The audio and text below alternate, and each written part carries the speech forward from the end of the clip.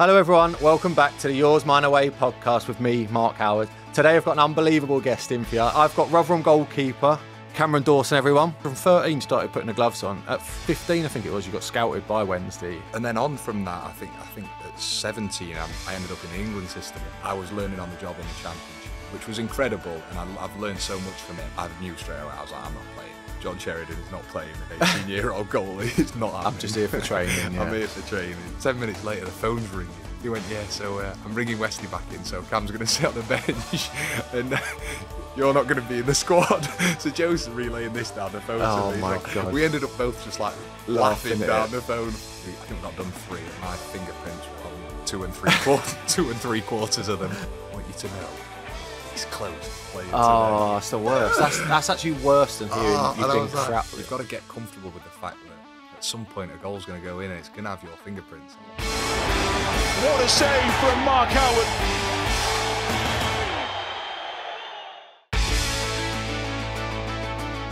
Hi guys, I'm thrilled to share something with you today. The Mito Pro 300 from Mito Red Light Therapy. Been a game changer. As an athlete, I know the importance of peak performance and recovery, and that's why I rely on the Mito Pro 300 for its unparalleled benefits. Let's dive in to what makes the Mito Pro 300 remarkable. First off, it's all about power, and this device offers 300 red and near-infrared light benefits. These wavelengths penetrate deep into your cells, helping to jumpstart the natural process of recovery and rejuvenation. But it's not just about the numbers, it's about results. The Mito Pro 300 is designed for maximum efficiency. It emits light evenly and directly onto your body, ensuring every inch benefits from this therapeutic light. You might be thinking, why should I choose the Mito Pro 300? Simple, it's a game changer in the world of light therapy. The award-winning quad wavelength design, updated with remote control technology. Toggle up and down on the timer, reset unit settings, and operate multiple units with the same remote. If you're dealing with the aches and pains of an active lifestyle, or simply someone looking to improve your overall well-being, the Mito Pro 300 is your solution, and it's versatile. Use it for targeted spot treatments or full body therapy sessions. The choice is yours and the benefits are undeniable. Plus it's easy to use. Just plug it in, set your treatment time and relax. There's no steep learning curve, no complications. With the Mito Pro 300, you're not just investing in a device. You're investing in your health, your well-being and your performance. Don't wait. Discover the incredible benefits of the Mito Pro 300 for yourself. Visit mitoredlight.com and take the first step towards a better you. Hit the link in the description below. Now let's dive back into this episode.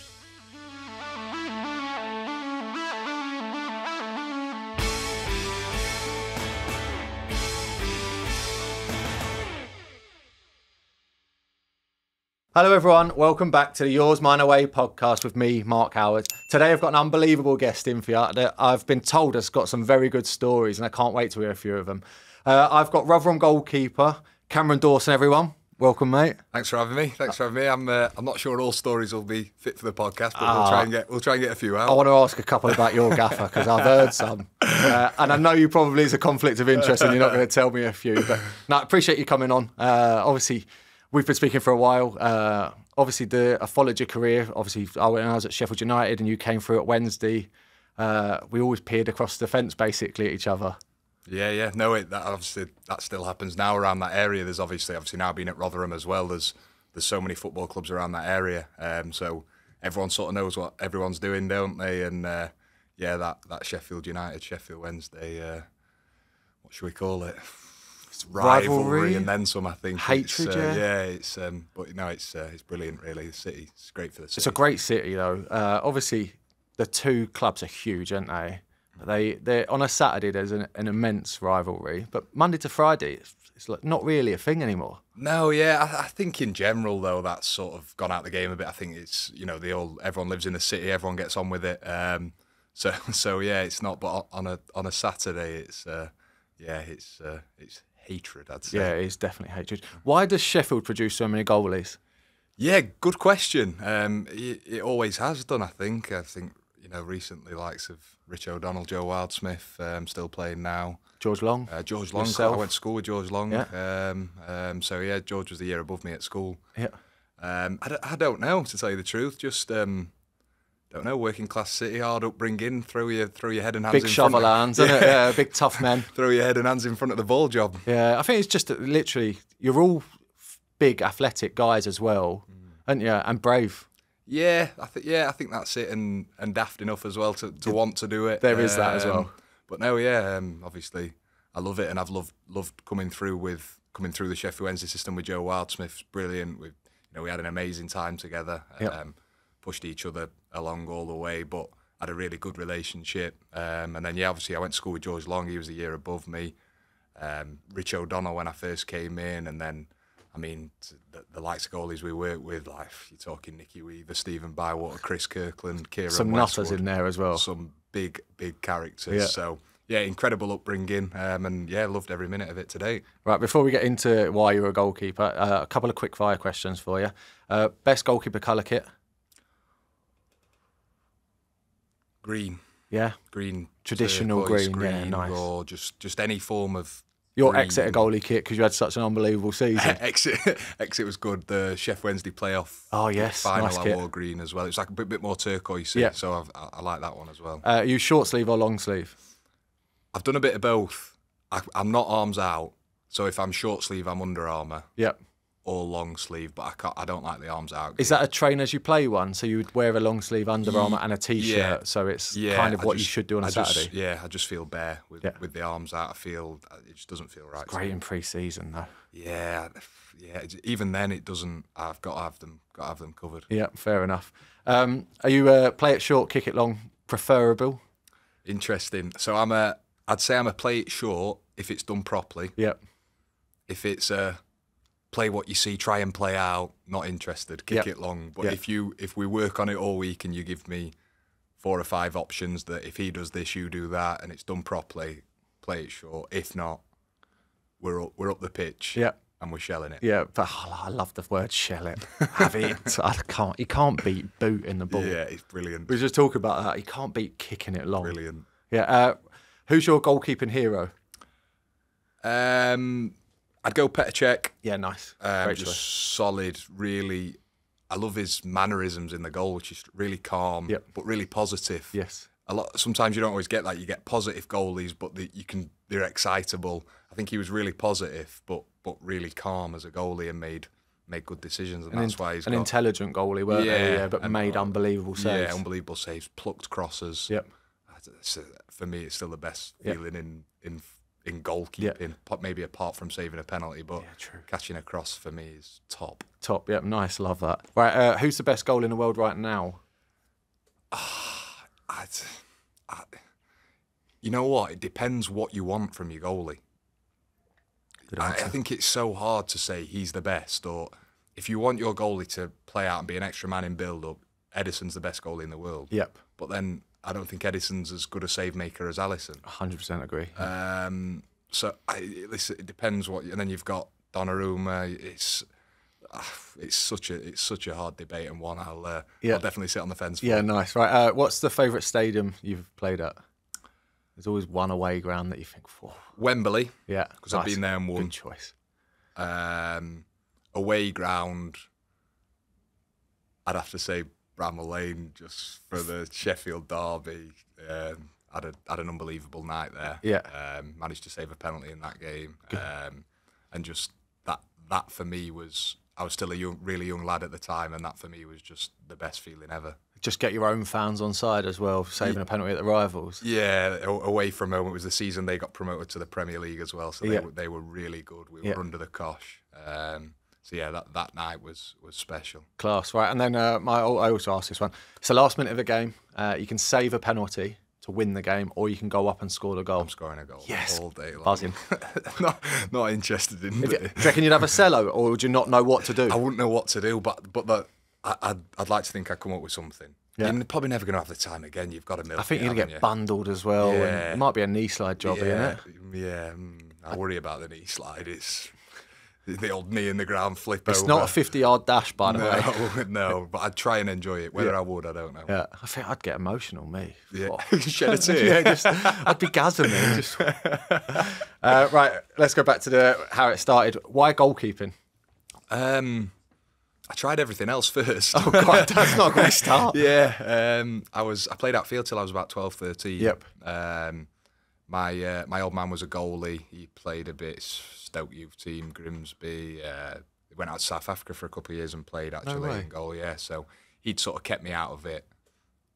He didn't stay involved in football, but just supported me and always wanted to keep me out of goal. Yeah. When I was younger, and all I wanted to do was go in goal. And eventually I got to sort of 12, 13, and he was like, all right, if you really want it, Yeah. off you go, son, sort of thing. So yeah, that was it. About 12, 13, played Greenhill and Low Edges. Yeah. You'll probably know Greenhill. know, Yeah, Sunday League team, but really good setup. Sheffield Boys, and then Sheffield Boys. Everyone talks about Sheffield Boys. yeah, it was proper. It's like that's the club that everyone goes to before they go to. Yeah, a lot of boys get scouted out there. It's like the representative team for Sheffield. Yeah. But a lot of boys get scouted out of there for the two Sheffield academies. So yeah, I had the choice to go to Wednesday or United. Really tough decision. United was a really good academy at that time, but they had George Willis. Yes, George Willis. Yep. And obviously George Long, year above. So George Willis was my age. George Long was the year above. And then they had Eastie the year below. Eastie the year below me. Yeah. I think. Yeah. So then there's a bit more of a pathway at Sheffield Wednesday. So I decided to go there, and obviously grew up a Sheffield Wednesday fan as well. So all the family was sort of pushing me there. If it's your boyhood club, it's kind of a natural. It's hard, but Sheffield United did have a bit of a pull as well, because the system they had it's produced some really good players. Obviously. Yeah, over the years, obviously, like the Kyle Walkers of this world, and Matthew Loughtons, Harry Maguire's. There's been a lot of players that have come through that academy. Yeah, so it sort of had a bit of a pull with that, but no, I had to go to Sheffield Wednesday, and then sort of took it from there. 13's quite late to start playing in goal. Did your old man, obviously being a goalkeeper, did he take you in the back garden and throw you around a little bit? Give you a bit of diving sessions, or a bit, but he's been really great with me in terms of giving me my space, allowing me to make my own mistakes, work it out for myself, never pushy parent or anything like that. Just leave me to it. Yeah. Probably knowing sometimes I'm getting things wrong or getting some decisions wrong, but allowing me to make those mistakes myself to sort of learn from them. So that's been brilliant. But yeah, just mainly supporting me, parents, like they do. I think most people that have done it have had supportive parents that have taken them. At 13 then, did you fully transition? Did you just stop playing outfield and say, right, I'm a goalie now, can I go to goalie training instead of outfield training? Yeah, all of that. So yeah, I played a lot of other sports as well. So I've never been a PlayStation man or an Xbox man. Surely you're a cricketer. Yeah, cricket, love my cricket, love my golf. Everyone in Yorkshire loves their cricket. Yeah. Big golfer, yeah? Big golfer, yeah. Handicap? I'm 2 at the minute. I was bloody good golfer, by the way. Yeah, I played a lot when I was younger. Yeah. I got down to +1 a couple of years ago. No way, that's incredible. I've had a bad couple of years. Just creep back up a little bit. Yeah. I love my golf as well. But yeah, I love my golf. I'm nowhere near that level. I'm a 10. Yeah, it's good golf though. Yeah. It's good golf. It's good. It's good to get out and that, obviously. It's a brilliant game. Finding a time, isn't it? It's just that's the problem with it. It's time consuming, isn't it? And weather. We don't really, massively weather. 4 or 5 months of the year over here. So from 13 started putting the gloves on. At 15, I think it was, you got scouted by Wednesday and obviously signed for their academy. That's a very fast progression. Yeah, and then on from that, I think at 17, I ended up in the England system. Yes, as well. That's what I mean. Yeah, so yeah, it was really fast, and it all sort of happened really quickly, and it's a bit of a whirlwind, really. Looking back on it, I can't really tell you how it happened, or I just took to it straight away and loved it, and just wanted more and more and more. And was you physically a lot bigger at that stage than a lot of your teammates? I'd say, in terms of size, physically bigger, but underdeveloped as well. In terms of like you're a big lad, you don't quite know how to use it. Yes. There's always that. I find that every goalkeeper I've spoke to there's like a transition period from 15 to 17, 18 really, where you're outgrowing your own body and you're getting growing pains because your coordination's going, but you're not physically developed yet. So when you then go from youth team football, which you think, I'm doing all right, and then you jump to the men's football, you're like, Christ, I'm not near that yet. Yeah. But your progression was obviously so fast. Yeah. You probably didn't have time to look back and think that. Didn't have time to think about it until I'd gone through that, and then went through a tough patch, sort of like 19 to 21, 22, where I was like, real crossroads where I'd obviously had that fast rise, Yes, and then sort of dropped off the back of it and didn't quite know where to position myself. I was one of the best players with the kids, but I wasn't ready for first team football. And then a couple of tough loans came. One really tough loan, which I'm sure we'll talk about, which is in the conference with Alfred, an incredibly tough loan. But really grateful for that time now, because that's probably the loan that taught me the most. Yeah, but let's go back to Wednesday before we start talking about your loans. And obviously, the other goalkeepers you've mentioned, quite a few of them. Obviously, Joe was there, and Westy's there, Nicky Weaver's there. Working with those sort of people, obviously, you're feeding off of them a lot, aren't you? You're taking bits of what they're good at and their strengths and attributes. But they're such big characters as well. Is it hard at 18, 19, and that's maybe what didn't help sometimes, but sometimes it would have helped you? Yeah, so looking back now. Yeah, I'd agree with that. At the time, maybe I thought, oh, this is tough. This had a bit, and to add to that, we had Andy Rhodes as our goalie coach, who was a massive character himself. And then I think Weaves played for a year. Then Weaves did the academy coaching when he finished. So Bywater as well. Sorry, Bywater, like massive. So it was tough, and there was times when like Rhodesy would be like poking, prodding me and Joe, like trying to get a bit out of us, and then the seniors would be stamping us down, and then picking us up, and then Rhodesy would stamp us down, and me and Joe were obviously two just normal Sheffield lads, so we'd then see what boundaries we could push, like any young lads do, and it was just, looking back on it now, just an incredible time. With all those characters at the time, sometimes tough. Yeah, that's what I mean. When those big characters decide they're having a bad day, we're all having a bad day. Yeah, exactly. and that type of goalkeepers union, as experienced as they are and as bigger characters as they are, when the young lads come and join in, at that stage you would have been one of the young lads, you and Joe, and your service ain't quite right that day, or I can imagine it becomes quite hard to get into the session. Yes. So Stevie just had a look. He just had a look when the service was off, and you just knew. I think the whole world knew when Westy wasn't happy. Yeah. He wasn't shy in letting you know. Kirky was brilliant, to be fair.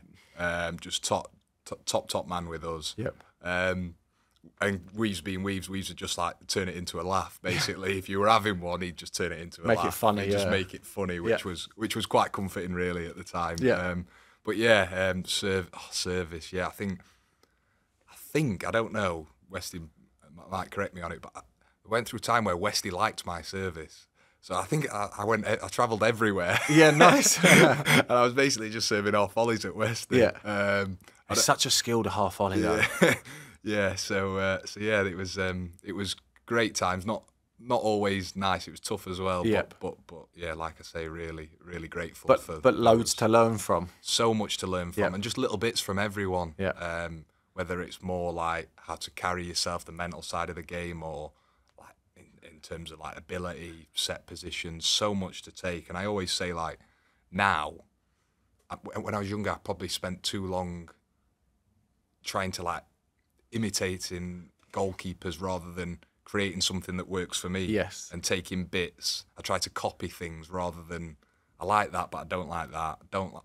Yeah, of course. Yeah. You know what I mean? Yeah, take the good bits and the bad bits and learn from your own. And work out how it works with your body. Because we're all built differently. Exactly. So that's what I'd take out of that time. Yeah. But some funny times from that. Wow. Yeah. But because of that, and like you're saying, you managed to fast track very quickly through at Wednesday, and obviously you was involved quite early on with the first team. And I want to get onto Westy a little bit, because Westy is obviously quite well known for being unlucky with injuries at times, and big character. Yeah.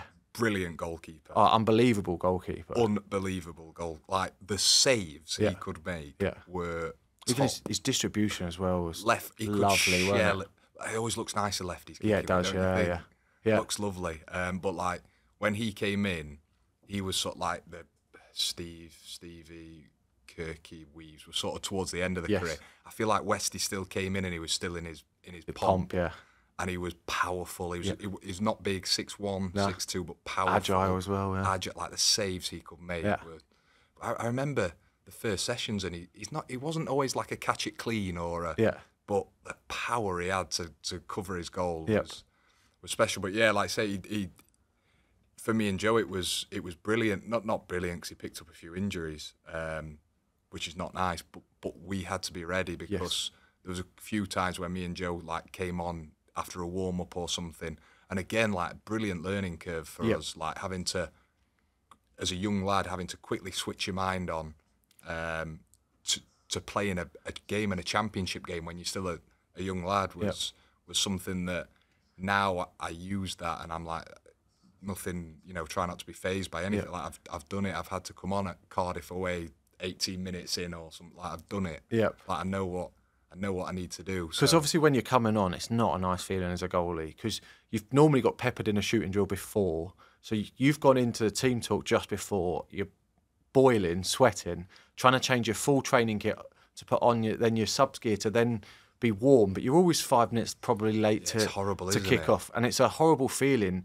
And then obviously with the thought that Wesley did come off a few times in his career, and so you must have been sat there for most of the game, and most goalkeepers switch off. But you're done, aren't you? Yeah, you are done. It's very rare, maybe once a season, that you might have to have a little warm up, put the gloves on, and you think I might be coming on here. But I'm guessing that you and Joe had to be ready always. All times. Yeah, we always used to travel with three. And we're always ready. To be fair, you knew when Wesley was struggling, he had a groin for quite a while, and you knew that it was, it might. He's trying to get through it, but it might be an opportunity. Might be an opportunity. Yeah. So maybe a bit more ready than you would normally be. But yeah, like I say, had to come in and in some hostile environments, and brilliant again. But getting you thrown in the deep end, like you're saying now, that you must look back at it and go, Christ, that would have been difficult if I thought about it at the time. But now looking back, I've managed to adapt my own career and how you prepare now for games yourself. It must be great for that now. I always say it's the best and worst thing that ever happened to me. I wish I'd have gone into Sheffield Wednesday's first team, having played 100 league games in the Conference, League 2, League 1. That didn't happen. I was learning on the job in the Championship, which was incredible, and I've learned so much from it. And I sit here now knowing what I am as a goalie, knowing how I want to go about it. But there was tough times as well. Obviously, a huge club that weren't shy in letting you know when they felt like you'd dip below a certain standard, which is not easy as a young boy. All my mates, Sheffield Wednesday fans or Sheffield United fans. It's personal. So it's like, it's just all consuming. So it was, I'd have loved to have gone into that having built up a bit of structure in terms of how I wanted to go about it, how I, mentally, how I wanted to. The working week and everything like that. And I was just sort of learning on the job. But again, like I say, the experiences I had as a young boy, like going to Villa Park winning, going to Ellen Road winning, like clean sheet at Bramall Lane, like incredible times. Moments. Like, I look back now and I'm like, that is top. Especially for your boyhood club to have played well over 100 games for them, come through the system. It's never easy coming through a system and proving yourself, because a lot of people get transfers into clubs and it just becomes a bit more easier because the pressure's off them a little bit, where when you're one of their own, they either take to you or don't. There's no in between. And to be honest, I'm proud of the fact that I've had to come back a few times and I've had to go out and rebuild myself and come back, and that's something that I'm I'm really happy with in terms of my career and how it's gone. Listen, we all want a straight road to the top. It very often doesn't happen. It never happens. The rebuilding stages are stages which I've really enjoyed in my career as well. Yeah, superb. Right, so then let's go on to some of your loan moves then. So I've got them down here in a list. Plymouth, 0 games. Yeah. I was a first-year pro. John Sheridan was the manager. He was obviously a Sheffield Wednesday legend, but he could empty someone. Can't imagine he was goalie friendly. No. But I was only a young lad, and they were like, will you go down? Luke McCormick had got injured. Jake Cole was going to play. You're going to support, but you might get an opportunity. So I was like, I'll free hit, innit? Yeah. Huge club in League 2. I thought, free hit, let's go down there. I knew straight away, I was like, I'm not playing here. Yeah. John Sheridan is not playing an 18-year-old goalie. It's not happening. I'm just here for training. Yeah. I'm here for training. So learned a lot from that loan move. Got a lot of things wrong. It was the first time I'd lived on my own. But that's a great lesson in itself, though, isn't it? Yeah, and people don't talk about it because they don't want people to know. But first time I lived on my own. I was in the Roundabout Club on a Tuesday, Oceana on a Saturday. Probably only knew how to cook pasta, and that's about it. Yeah, cereal and pasta, like just got everything wrong. Yeah. Which has helped me going forward in my career. But at the time, I look back and that was a wasted low move on my behalf as well. As a football terms, but probably not as a life lesson. Probably the complete opposite. Yep. So I spent 6 months down there. I had a great time. There was some great people. I had fun. But in terms of my football, suffered a little bit. But that was on me as well. It was my fault why that suffered. Fair. Honest of you. Yeah. I had to come back and try and rebuild again after that one. Yeah, right. So I then think that was my first rebuild, actually. Yeah, first. First rebuild. Right. Then you said about the Alfreton loan. Yeah, that was tough. That was my first proper men's football experience. Winning and losing matters. Winning and losing matters. Nicky Law was the manager there. I don't know if you've come across him, but I think I've got this thing where I follow managers that are just they tell you. Yeah. So I think I played 17 games there, and they were struggling in the conference that year, and it was a battle. But at the time, hated it. Did you? Yeah. Hated it. Just the.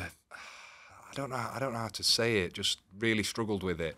Didn't obviously being in the England setup and the England system, and thought that when I was younger, probably naively thought that my career was, like I say, this straight road to the top, and thinking sort of like beating myself up a bit, thinking how have I ended up in a relegation dogfight here at Alfreton? Like, were you still getting called up into the England camps at this point?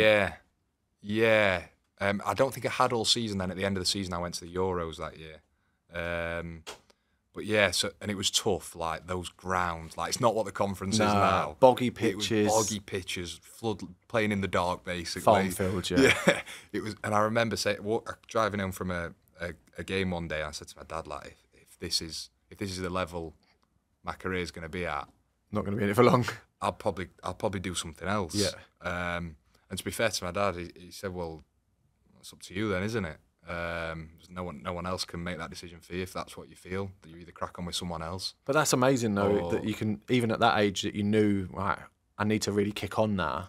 And that's what the lesson that you learned out of it is that it's up to me now. I've literally got to go and prove myself and fight to get to where I want to get to. Yeah.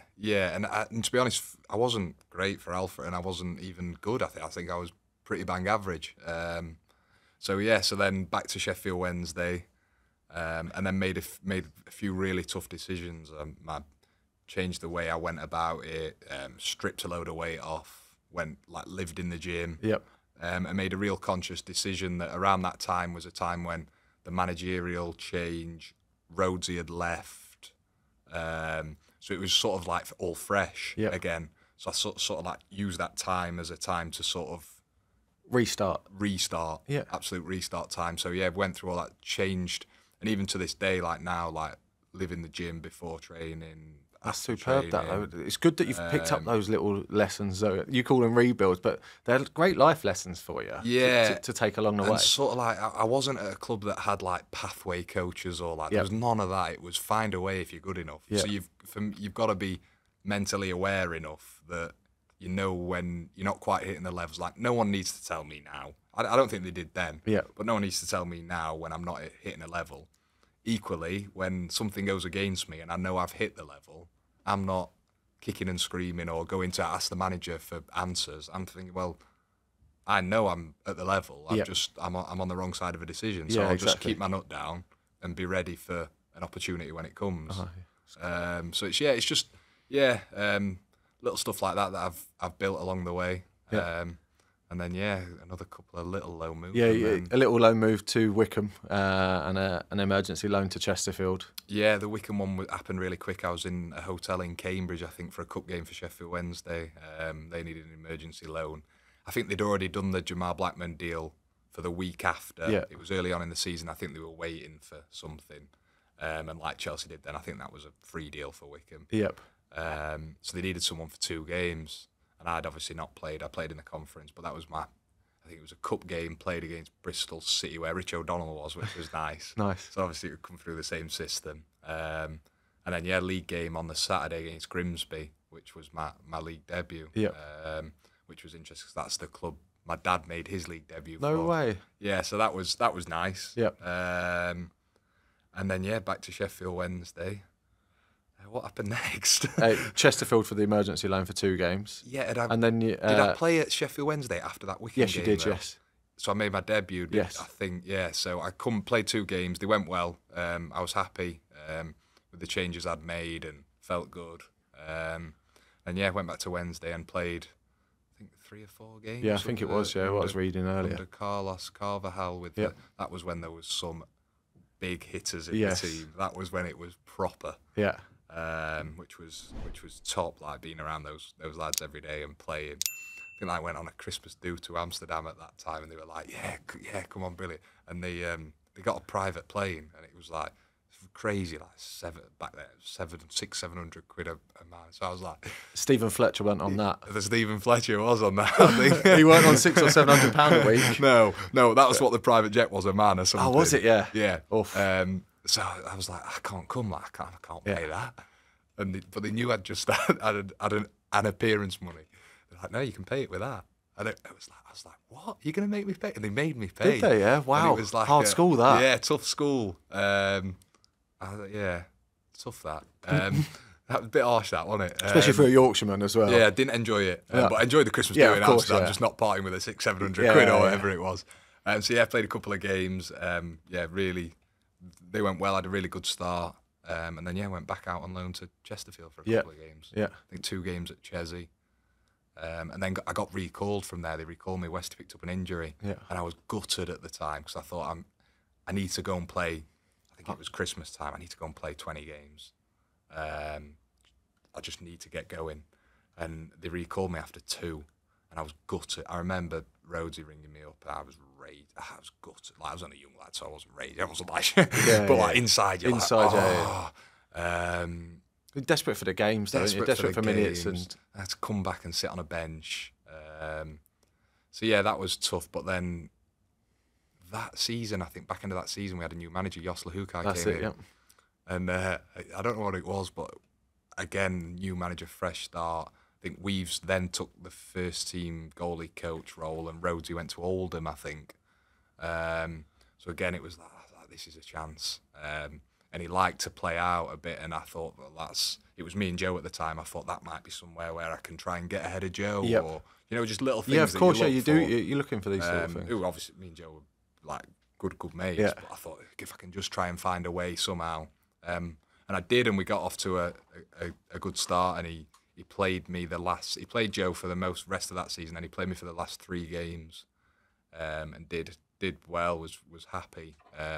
And then he started me the next season. Yep. So that was my first real time when I broke through. Felt like you'd established yourself. Yeah, almost. Not established myself because I was still young and still learning, but felt like it was my shirt to lose, sort of thing. Yeah. And you end up playing quite a lot of games on the back of that. Before then, obviously losing your place again. Yeah, I think he didn't like Westy, or Westy was injured at the time, and he was more young. His remit was young lads. I think he made Westy 3rd choice, and obviously the 2 of you competed. But Westy wasn't even training with us at that time. Oh, was he not? Yeah, no. Okay. So then he lost his job just before Christmas, I think it was, and lost his job on the Friday. And I got a knock on my door Friday night. Oh, no. Yeah. Not playing on Saturday. It was a tough one. It's a good story, actually, because I've got the knock on the door Friday night in my little flat in Sheffield. Knock on the door, Lee Bullen, caretaker manager. It'd not even been announced that Jos had been sacked yet. Yeah. Knock on it. I think as soon as I see him at our front door, I'm thinking, I know what this is. So, answer the door. Oh, big man, tough one to swallow. I'm going to bring Westy back in tomorrow. We need to get the place up. And he'd frozen out about 3 or 4 of them. And it was Sam Hutchinson, Westy, someone. Going to bring them back in tomorrow. So I was like, nothing I can do. All right, that's no problem. If that's what you think's right for the club, no problem. I'll just get back to working, sort of thing. So anyway, 10 minutes later, the phone's ringing. Joe Wildsmith. So I'm like, hello, mate. He's like, have you just had Bully round your house? I was like, yeah. He said, yeah, I've just had Bully on the phone, but he started the conversation with, I've just been round Cam's house, a real tough one for him to swallow. So Joe's there on the phone telling me he's telling me this story. He's going, I'm thinking I'm playing. so he's Bully's telling him this down the phone. Joe's thinking, I'm in here. I'm playing tomorrow. Right result. And he went, yeah, so I'm bringing Westy back in, so Cam's going to sit on the bench and you're not going to be in the squad. So Joe's relaying this down the phone to me. Oh, my God. We ended up both just like laughing down the phone Friday night, like, what is happening here? Yeah. And I think they won that game. I think they had a bit of a bounce and yeah, they always the way it happens always as well, by the way. Always the way. But it's fine. Football as well. That's the way it is. Yeah. So yeah, that was a funny time between me and Joe. So, yeah, Joe tips up at the game the next day, not even in the squad. I was raging because I was on the bench, but Westy was a top goalie, keeper, so you can swallow that. No It's a problem. funny one to take between the pair of you, though. It was just a strange time at the club. That it was transition time. They were trying to go a bit younger. The sort of big hitters were moving on. Yeah. It's a real strange time, but yeah. Funny one, that one. Yeah. Huge shout out to Forged Irish Stout for being part of this podcast. Listen to that beauty. An unbelievably smooth, creamy stout by Conor McGregor, the UFC legend. Not here to take part, but here to take over. Forged Irish Stout is on a mission to become the biggest Irish stout. Conor McGregor has taken over the whiskey game. Now he's about to take over the stout game. Me and my guests will be enjoying a few cans in the next few episodes. If you fancy checking it out too, make sure you hit the description below and find out where you can get Forged Irish Stout.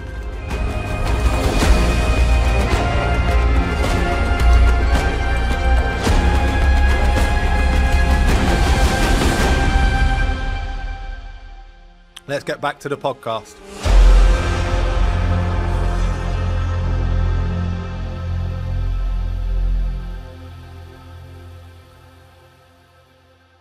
And then, obviously, I want to talk about your loan move to Exeter, which was obviously a really successful time for you.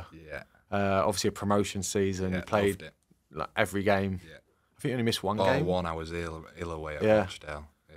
Yeah. So, like, obviously, to go to another club after proving yourself and, like you're saying, fighting it out for the number one jersey at Wednesday, there must have been a bit of disappointment thinking I should be playing at Wednesday or I could be playing at Wednesday. But then, right, let's restart again. Let's go out on loan and prove myself and show that I can do it somewhere else. Yeah, so I'd picked up an injury that season. I'd started the following season to that one we've just been talking about. And then Gary Monk lost his job. I lost my play. The last game before I got dropped, I felt something in my knee. And it wasn't right, but I knew we lost away at Rotherham, funnily enough. Yeah. And I think we got done 3, and my fingerprints were on 2 3/4 of them. So you know when you know when it's coming as a goalie. It was coming, and I knew it was coming, and I knew I'd felt this in my knee, and I thought I'm not getting binned and then chucking an injury, like not happening. Yeah. So I got on with it for 4 weeks, getting worse. I'm thinking this isn't right. Tony Pulis came in as manager.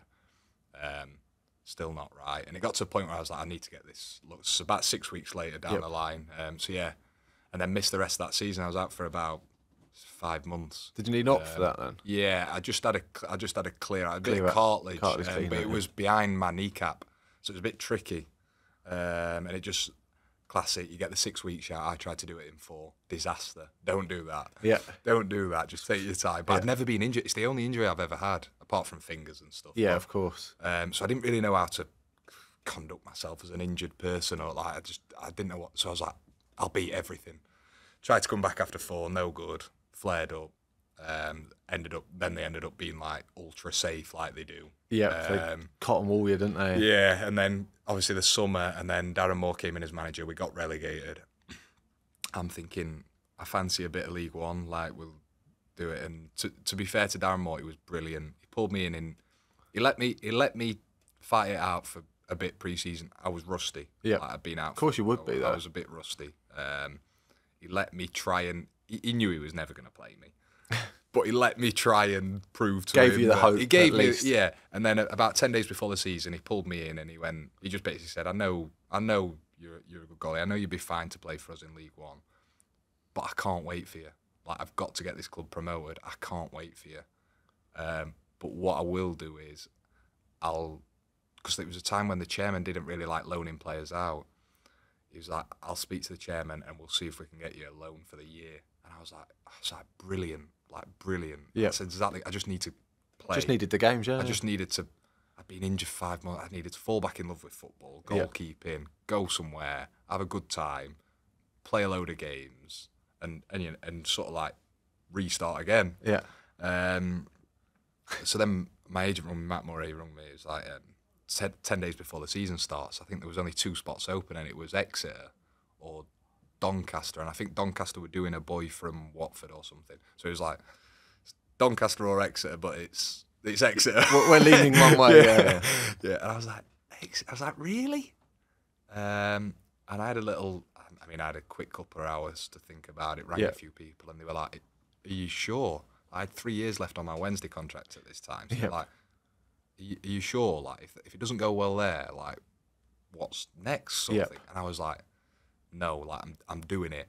I need to go and do it. I need to go and prove to everyone else, but prove to myself that they're a club that have been trying to get promoted out of League Two for a long, long time. Can I go and try and make a difference? And I was like, I'm gonna do it. I think it sort of helped me that it was so far away. Although there's some early starts on Monday mornings in the car. It's a long drive. It's a long old drive, but like, what a club. Like, I say what a club. For the first week, I thought, what have I done here? You know, like, there's buckets around the training ground, like, dripping. Like, they've got a brand new training ground now, so it's lovely. But then it was a mess. And like, the first few days, I was thinking, oh, no. And then, it ended up being the best thing I've done in my career, I think, to go all the way down there and make that decision to go. Yeah, and then obviously to get promoted at the end of this season was obviously, it felt like everything just aligned really for you, didn't it? Yeah, it was obviously my first promotion as well, and it's lovely to get the first one in, isn't it? It was sort of like my biggest worry of being a footballer, like not like missing out on a promotion year. Like you see every year, don't you? So the good. Videos that come through and everyone having a good time. You think, oh, I'd love that. Yeah. So yeah, I had that, and it was, I think, because it was so far away, it was a real like special group. Yeah. Because everyone was sort of down there on their own. It's a smaller community, isn't it? Yeah, as a group of lads, I suppose. So we did it had a great year. It was brilliant. Like we just dug in. We weren't always the pretty Exeter way that's been renowned. We sort of dug in. We had a bit of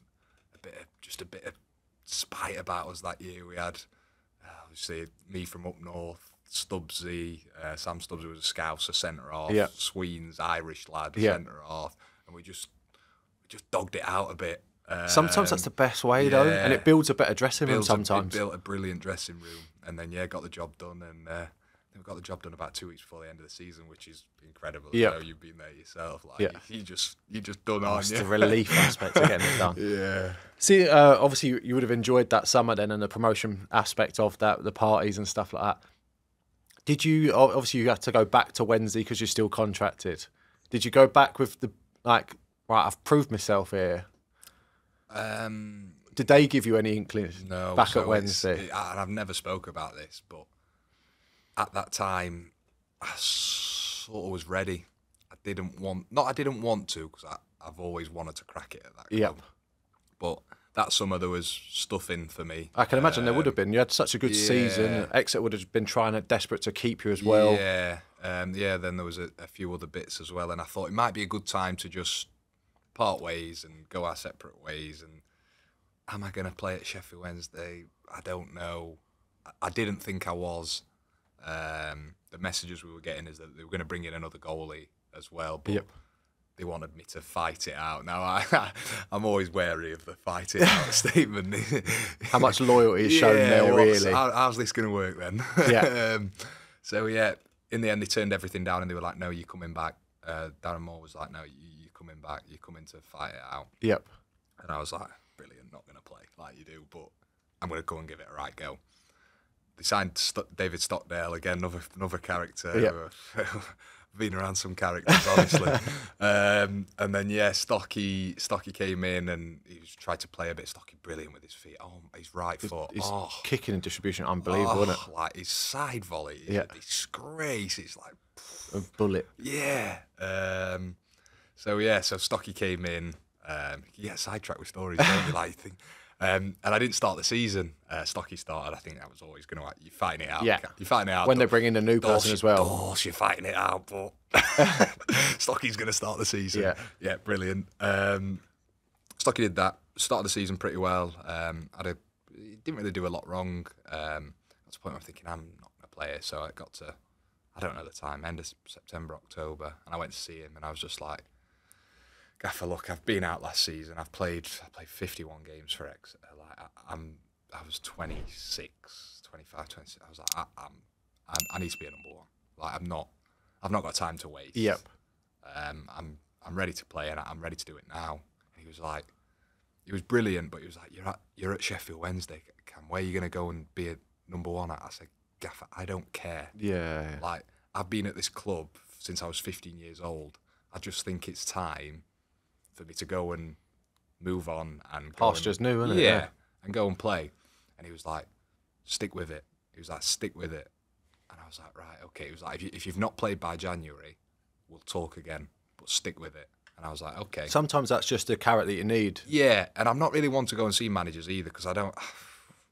They're either going to tell you what you want to hear, or like it's not for me. Yeah, it just isn't for me. And I think it's sometimes a bit mentality-wise. If something goes against you, I'm going to go knock on the manager's door. Don't they? Like, just get on with it. It's your job. It's not a bad job at the end of the day. Is it? Just get on with it. So I went back out and trained hard, and then a few weeks later we played again. I can't remember who it was against. He pulled me in on the Saturday morning. I'm eating my pre-match at the training ground, and he went, Dawes, I want you to know you were this close to playing today. Oh, it's the worst. That's actually worse than hearing you've been crap. I was like, yeah. It is. I was like, what do you want me to do with that information, Gaffer? Thanks. Like, brilliant. Yeah. But then, to be fair, a couple of weeks later, he put me in. And I say not really wanting to go back in the summer. I did, and I've wanted to crack it, but I thought it might be the right time. From that to sort of playing the rest of that season minus 2 games. Yep. Getting promoted at Wembley and the playoff games. It was incredible. And I was so happy that it went the way it did, and I stayed at Sheffield Wednesday, and I got to experience that, and a promotion at Wembley, which was just incredible. The playoff games as they happened. I bet your summer never really ended that season, because obviously you'd have had your celebrations with your friends and family as well as the team, which would have the team stuff would have went on for a week. Went on, then straight on holiday when goes on, because you just me and the missus like, but I'm bang still on it, cause, buzzing, of course. I'm still buzzing, and then a couple of weddings that year, and and then suddenly like, I've got a week left, I'm back in. But what an incredible time! Wow, those games, those first games against Peterborough, wow. The worst feeling I've ever had in football to the best, probably. It's crazy how it can turn on its head in a playoffs like that. Yeah, especially at Hillsborough. Yeah. And they were young. They were a really good team full of like talented boys, but they were young. Yeah. We were the opposite. We were just senior, full of big men. Yeah. Peterborough's always had this stigma about them that they try and win 4-3, didn't they? They just try to outscore you, because they've always had goal scorers in their team as well. And so they're always a threat. Yeah. When I was at Bolton, we got promoted. We played them the final game of the season. We had to win to go up. We were at the time thinking, this is a sticky game. 1-0's not going to do us. So lucky enough, we got like 2 goals in the first 15 minutes, and then it was like, oh, we can relax now. I think it finished 3-0 in the end. You're like, Christ, it could have been a horrible game. Yeah. But yeah, obviously to then go on to the final at Wembley, win the final, just unbelievable scenes. Yeah, so special. And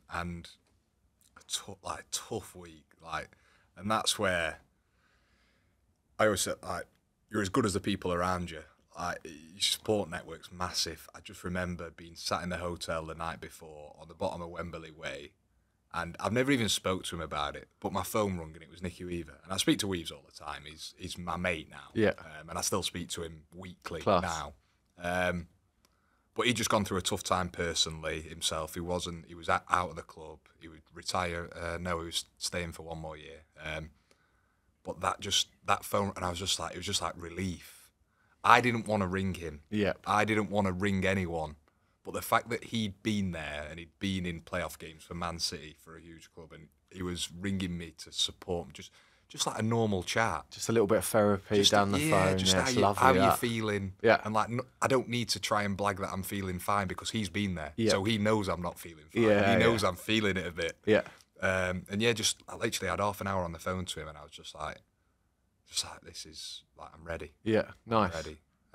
So yeah, that was good. Touch of class from him. That. Yeah, just really chilled, just a normal conversation. How you feeling? Like, Yeah. looking forward to it. Where you staying? But just settled me right down. Yeah. Yeah, that was top. And then the game, as it happened, and last minute again, it was like the Late Show that year. And yeah, the party afterwards, which, by the way, you shattered. Yeah. I thought, final whistle went, I thought, right, this is going to be unbelievable. I was in bed at 10:30. Was you actually? Yeah. I was gone. Just emotionally drained. Emotionally drained, like gone. Yeah. I was It's the just gone. adrenaline aspect of playing at Wembley. It's a bloody massive pitch. Yeah. It's always hot at Wembley as red well. hot. Yeah. But yeah, amazing. Yeah, in bed at 10:30 after a promotion. It's Mate, unbelievable. I give myself 11. I got some stick for it as well. Yeah, I 'cause bet that's you not did. me. Yeah, nice. But sometimes that's just your body's way of I was coping. just done. I was Yeah. just done. Like, just done. Yeah. See, obviously you've had some unbelievable times, and it must have been a wrench to leave after. Obviously, not that straight away, but to leave Wednesday after you've had those highs, and it been your boyhood club. Yes and no, I'd say. I was ready. Yeah. And I think that what I've said before, I was maybe ready at points before, but I was definitely ready now. Yeah. We'd got promoted up into the Championship. New manager had come in, not played me. He'd left. Then I'd played. Yeah. Then January came and James Beadle came in and played, and I'd not played again. And I just thought, you know what, like, I'm ready. Yeah. I'm ready. Like, Do you think it's you can only prove yourself so much at one club, and the amount of setbacks or knockbacks, whatever you want to call it, it sometimes just tires on you, doesn't it? And you're like, right, well, I've got to go and do it somewhere else now and make somewhere else my new home. Or yeah. And I think like a goalkeeping trait in general is grit. Like we're gritty. Yeah, we are. Like, but I didn't have I've not got any fight left in me, but I didn't have any more of that fight left in me. Done it so many times. I've just done it so many times. Come back. That's fair again. though. That's completely fair. And I to have thought that I'm for 20. I was 28 in the summer when I left. Like it's time. So they offered. The thing that made it tough is that they offered me a new contract. Because I think the back half of the year I was like, well, I'm not going to play, but I worked so hard to get promoted. I don't want to leave on a relegation. So I was like, whatever I need to do, I'm going to be the best. I'm going to be the best number 2 this club's ever seen for the last few months of the season. If that's what they need me to do. Yeah. I'm not going out on a relegation. Like, it's not happening. Yeah. We worked so hard to get back up here. It's amazing. It's not happening. So yeah, but then maybe because of that, they thought, oh, he'll make a good number 2. Probably. Played yourself into the role. He'll make a good number 2. We'll offer him a new deal. And I was like, no. Yeah. No, but it made it difficult because it would have probably been easier if they'd have just said, look, it's come to the end. Yep. Let's move on. But then there was the summer, like, oh, shall we? And a couple of times I thought, shall I? And I was like, no. Like, I know it's right to move on. Yeah.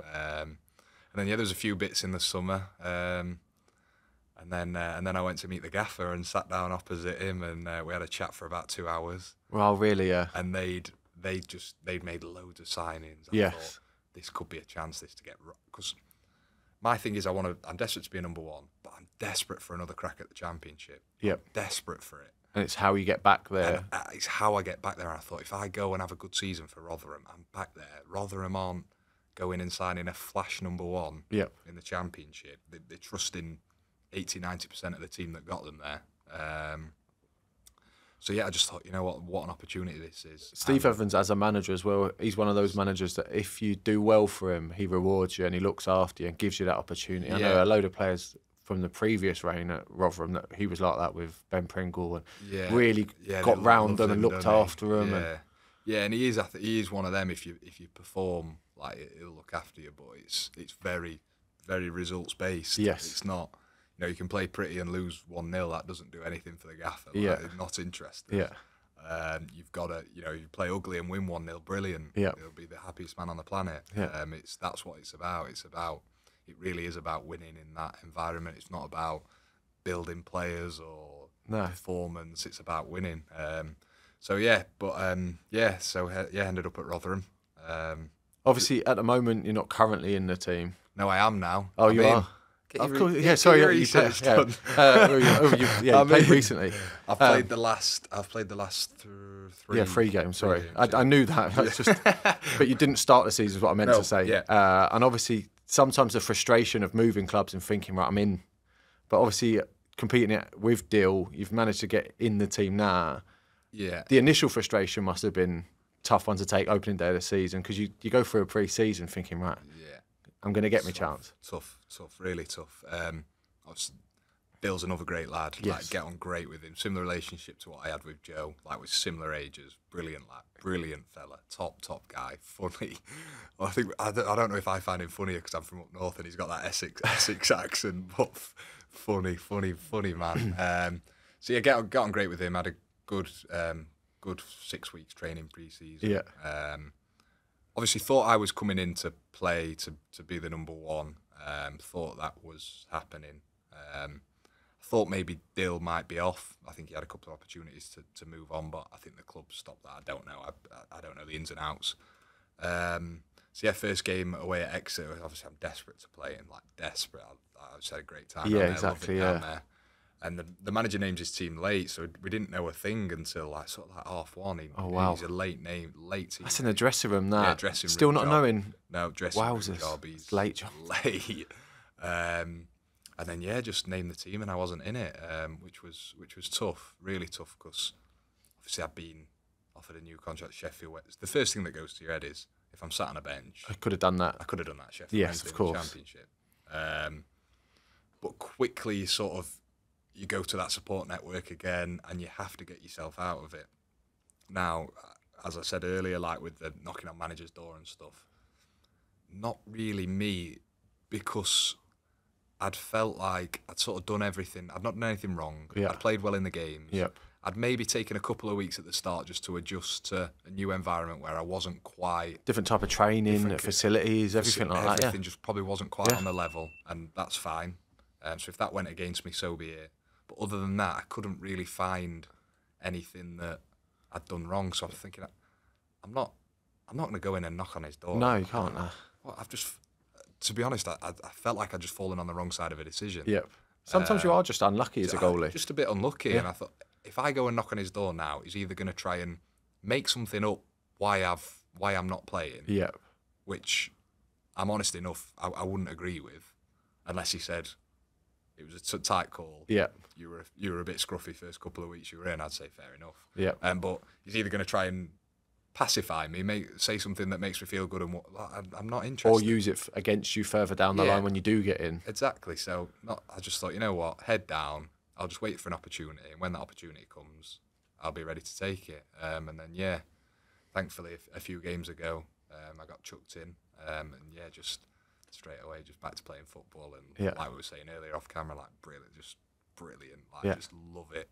Straight back into that atmosphere. Just brilliant. It's funny how your attitude changes. I was saying to you off air that I played like my first reserve game for a while yesterday, and like just absolutely loved every moment of it. Coming for a cross, like I think I punched 3 or 4 crosses, and then like I just started shelling the ball again. There's no better feeling than when you're on the pitch, and you either make a save, come for a cross like you said, or you kick one over the top of a defender and you see them scrambling, trying to read it. It's the best feeling. Heading it out for a throw in, you think, The little gains as a goalkeeper, and obviously when you're not playing, you miss that little adrenaline spikes and the cortisol, and it's the best feeling. It's why I made the decision in the summer to leave Sheffield Wednesday, because I that's what I want, and I want. People always talk about the good times. There's tough times as well as a goalie, but like that's not an issue. That's part of it. That's part of being a character of a goalie. You've got to get comfortable with the fact that at some point a goal's going to go in and it's going to have your fingerprints on. Yeah. But how are you going to deal with that term? It's a great term.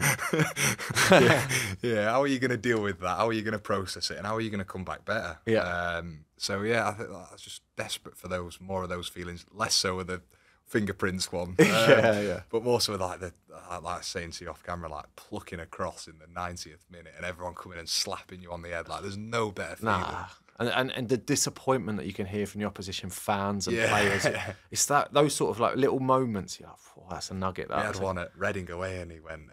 I've dived on it, and someone's come over the top. He's given a foul, and he's literally gone in my ear. He's gone, don't take the piss. As soon as you kick the ball, I'm going to blow up. I'm going to blow up.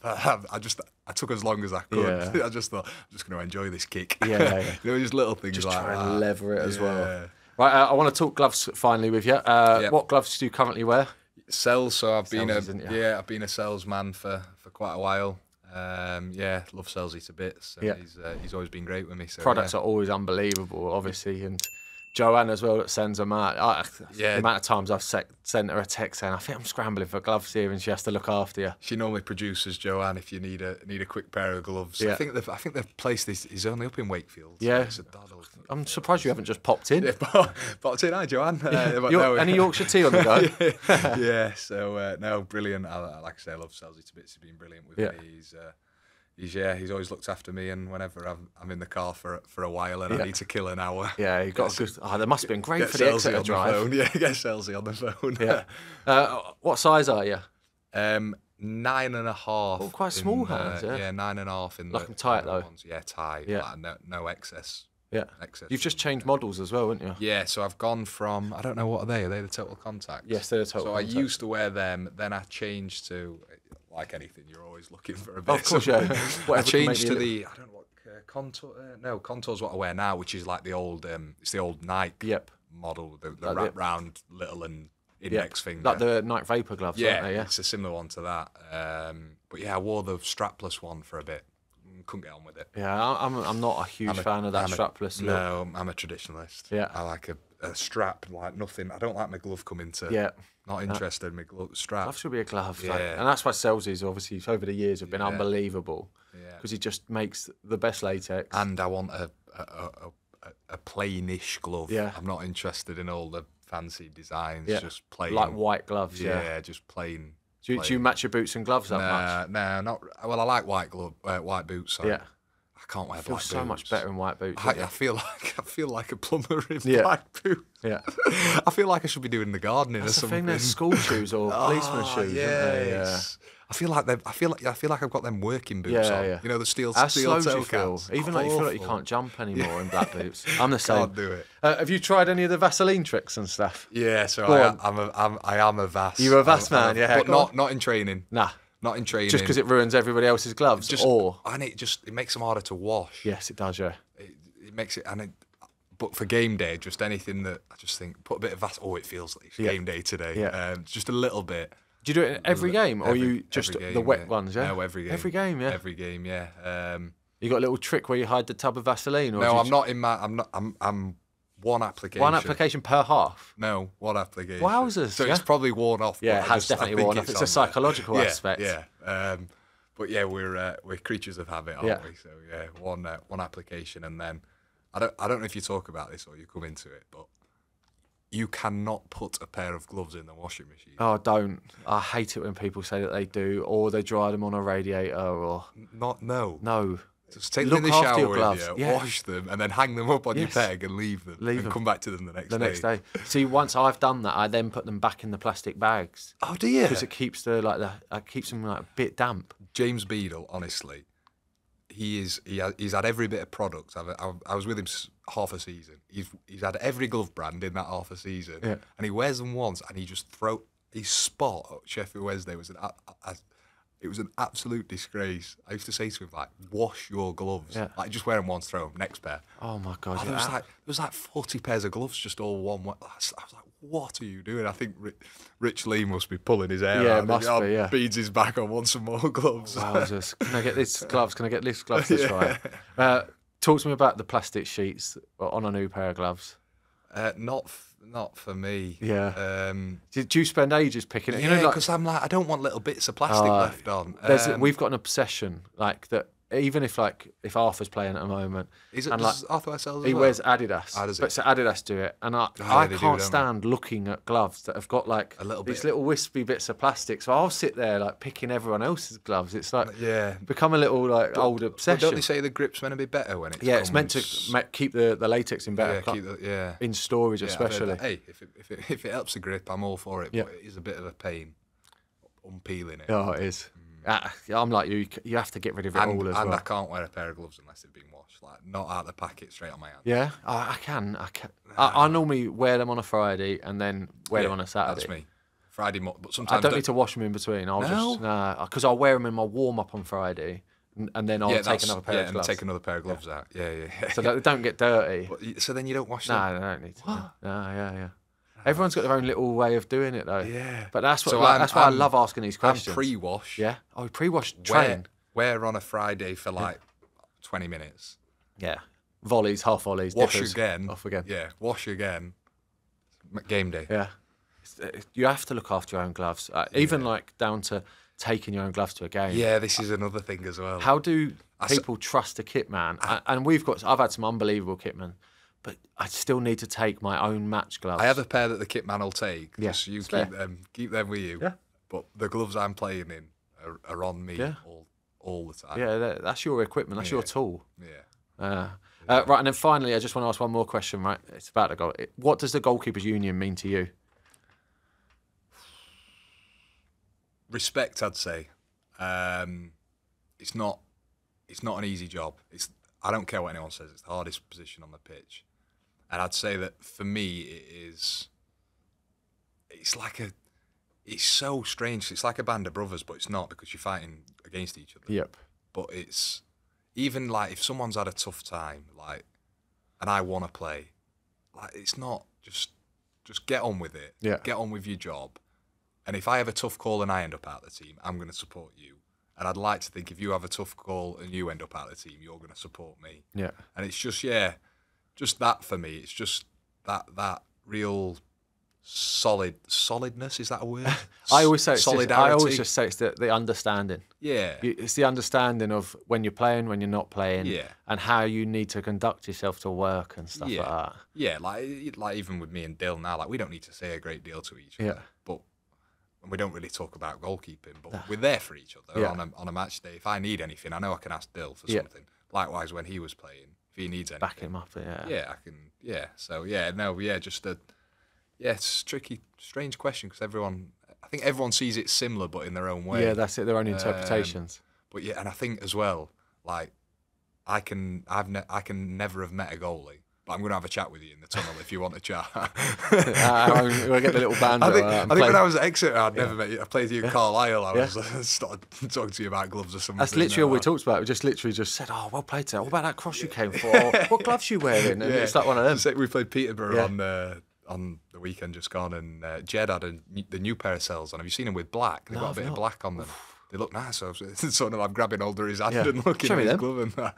Little stuff like that. We respect each other, don't we? Yeah, we're a little bit strange geeky as well. Yeah. Mate, I really appreciate you coming on. It's been an incredible episode, and obviously hearing some of your stories. And I love the rebuilds, the restarts. rebuilds. Yeah, it's so good, mate. But restarts and the fingerprints. I'm going to use the fingerprint shout. I've had quite a few fingerprints on a lot of goals. But thank you very much for coming on. Cameron Dawson, everyone. Yeah, thanks for having me. This has been the Yours Mine Away podcast with me, Mark Howard. Once again, thank you to all of our sponsors for helping out the show.